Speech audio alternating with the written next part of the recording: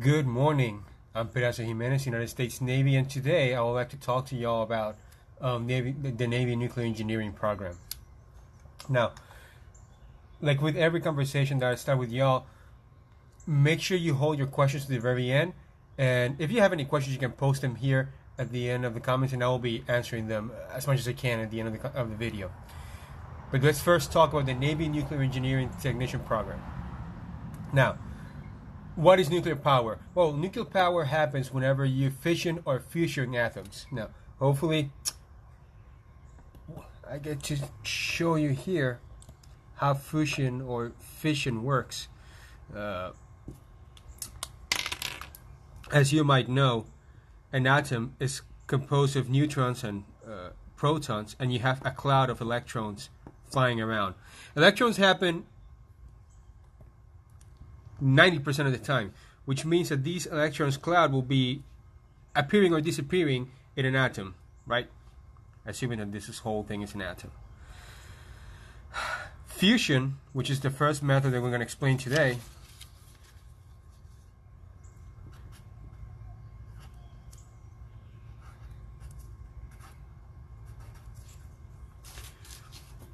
fusion happens when smaller atoms combine into larger atoms. When that happens, energy is released from all these electrons that are flying out of the combination of all these atoms, right? And that happens in a star. So a star like ours has a fusion core on it, and you have heat being produced by it because all these atoms are collapsing. Helium is collapsing within itself because of how massive the core is.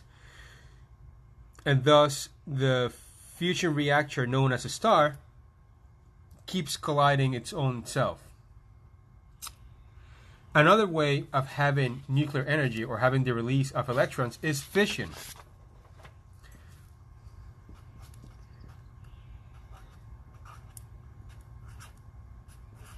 Fission happens when larger atoms are split into smaller atoms. Because of the split, energy is released from the electrons flying out of the larger atoms to smaller atoms. And that's how we have created reactors. Now, the fuel that we use for reactors is uranium. Uranium pellets are standard, and these uranium pellets are able to produce all this energy that we use for our reactors. And 1 kilogram of U-235 can push an aircraft carrier can have as much energy as 52,000 AA batteries. So again, this much, a palm-sized hand of uranium can produce 52,000 tons of AA batteries. Just so you can have an example of what it is. Now, fuel cells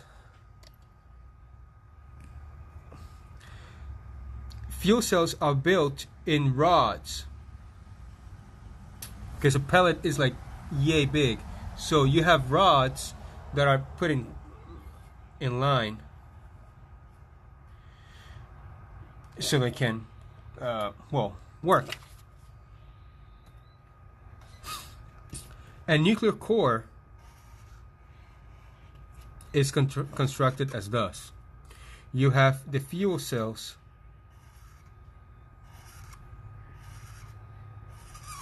and then you have the control rods. And these control rods, basically what they control is the transmission of heat between fuel cells. Because you have all this uranium being heated up and able to release electrons to space, you need to control the temperature of the core of the reactor, because if you have a reactor out of control, it will continue heating until it explodes, because of course it's a reactor. Now, the control rods basically go up or down mechanically to control the heat inside the core. Now, what we use as a moderator on these fuel cells is water. So the way a nuclear core plant works is that you have a control core, a reactor core that is producing steam, is heating up water to produce steam, and steam is used to move a turbine, and this turbine is what produces electricity. That's the gist of it. Now, all that I'm trying to explain, all that is just so you understand what nuclear reaction is, what the nuclear reactor is roughly. Go ahead and Google it, and there's definitely way much more science to that. Now, the Navy Nuclear Engineering Technician Program, what it does is that it takes an engineering degree from MIT, and it synthesizes all the classes that you might need to operate a reactor. And then the way the program works is that you enlist at the pay grade of E3, and then you're sent out to boot camp for 2 months. After boot camp, you're sent to Navy Nuclear A School. The Navy Nuclear Engineering Program has 3 main rates, 3 main jobs. Electronics technician. Oh wait, I forgot that. I'm ordering it backwards.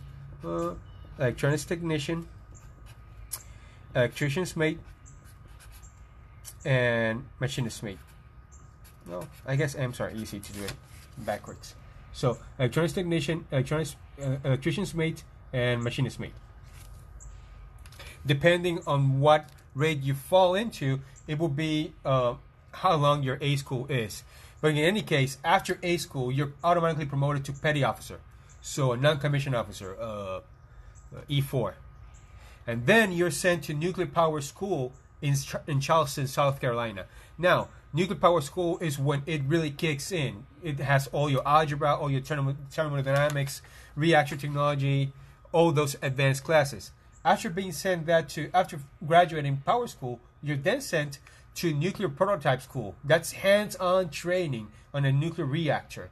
You learn about propulsion systems, nuclear operations, and at the end of that is when your bonus kicks in. The bonus currently is at $38,000. So if you qualify for the top engineering program in the United States Navy, this is the top job in the Navy. Well, one of the 2 top jobs, the other one being special warfare. If you qualify for this one, the bonus is $38,000. Of course, the $2,000 for passing the PRT.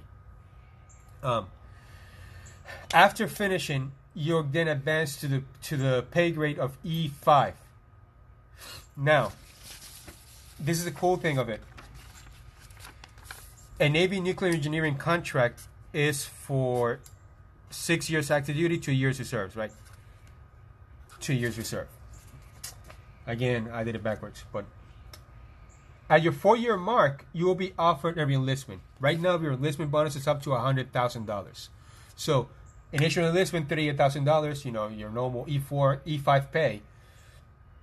At your 4-year mark, you'll be offered up to $100,000 to stay in the Navy. If you choose not to stay in the Navy, companies like Google, every nuclear reactor plant ever in the States, they're looking for people who are trained by the Navy in this special program. And that is because of the highly technical training that they get. With this training, you basically have doors open to all these companies. Now, again, you're advanced to E5 automatically. You don't have to take a test, unlike everybody else that has to take a test. And you can also choose in the program to go the officer side of it,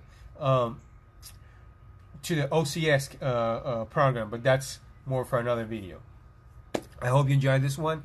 Make sure you send me all your texts and all your messages to DM so I can answer any questions you might have. Thank you for joining, and I will see you next time.